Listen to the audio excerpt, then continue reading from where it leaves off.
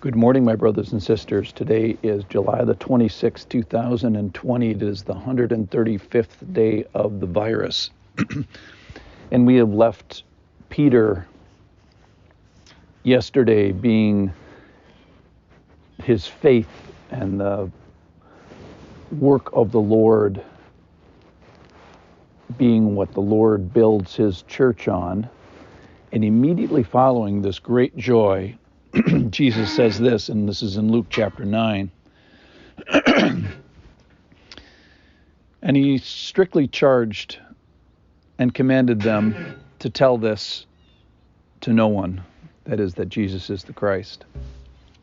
And then saying, the Son of Man must suffer many things and be rejected by the elders and chief priests and scribes and be killed, and on the third day be raised. This is from Luke chapter 9, verse 22. That's the first time that Jesus predicts his death. And in all the Gospels, Jesus predicts his death before he dies. In fact, he doesn't do it one time, he does it 3 times.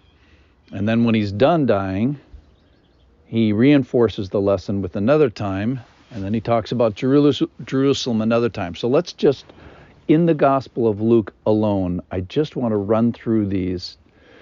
So the first one is in Luke chapter 9, verse 22. We just did that. The second one is in Luke chapter 9, verse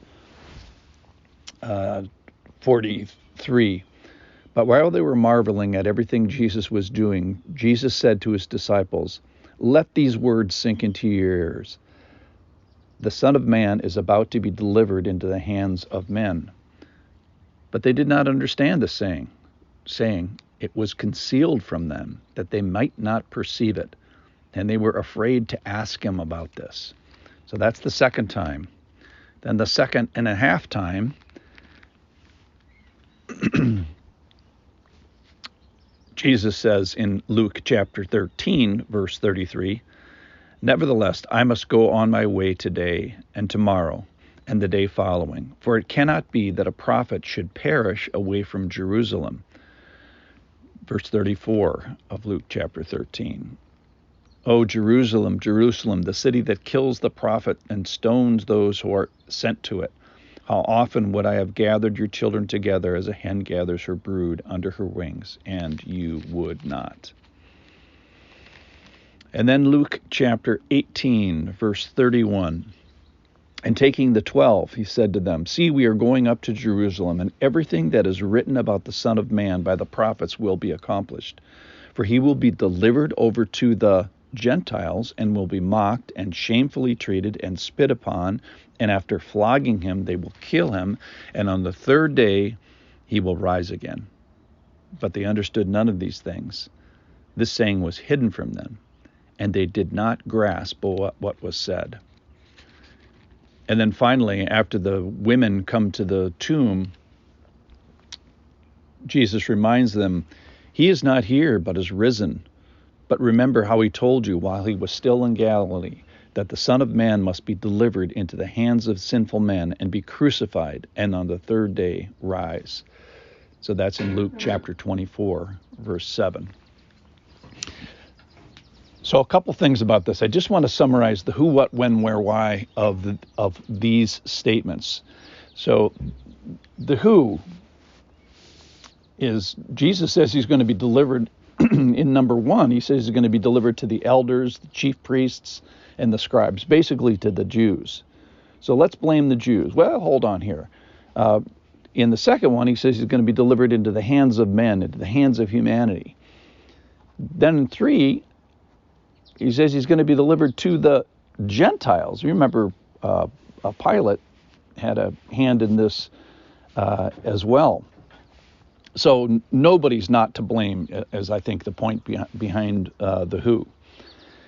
The second thing is how, and this talks about the brutality of this suffering. Mocking, treated shamefully, spit upon, very specific, flogging, suffering many things, being killed, and then this inner thing that happens is being rejected.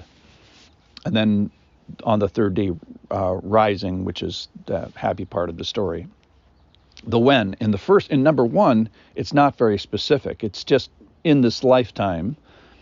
Number two, the reference is about to be, it's coming. In number three, it's now. On this trip to Jerusalem, it's going to happen.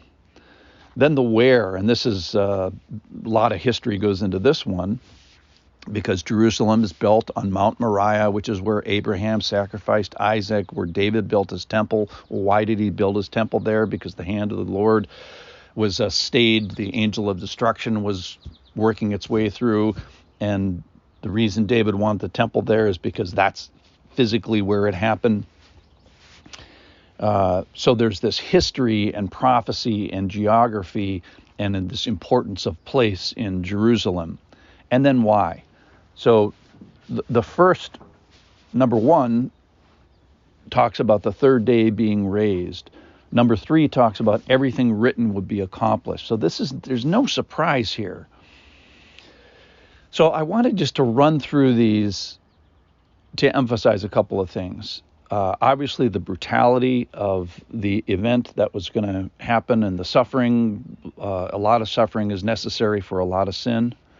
The specificity of this is not a surprise. Jesus literally sets his face towards Jerusalem.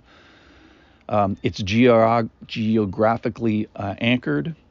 It's has a one toe in history and one toe into the future and a big answer.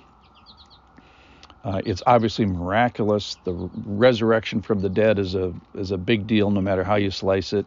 It's universal. It includes these 12, but it also includes the Jews and the Gentiles in guilt, if nothing else.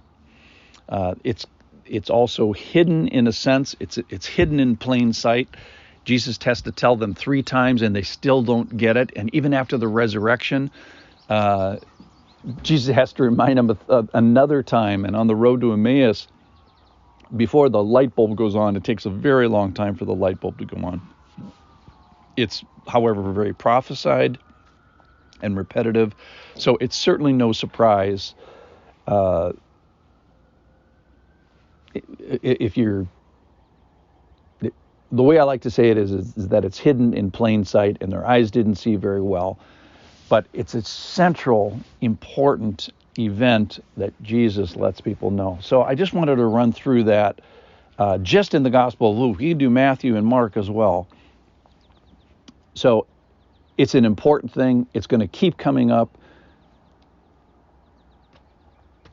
So my conclusion is it's hidden in plain sight. It's universal. And man, oh man, is it important. That's it for today.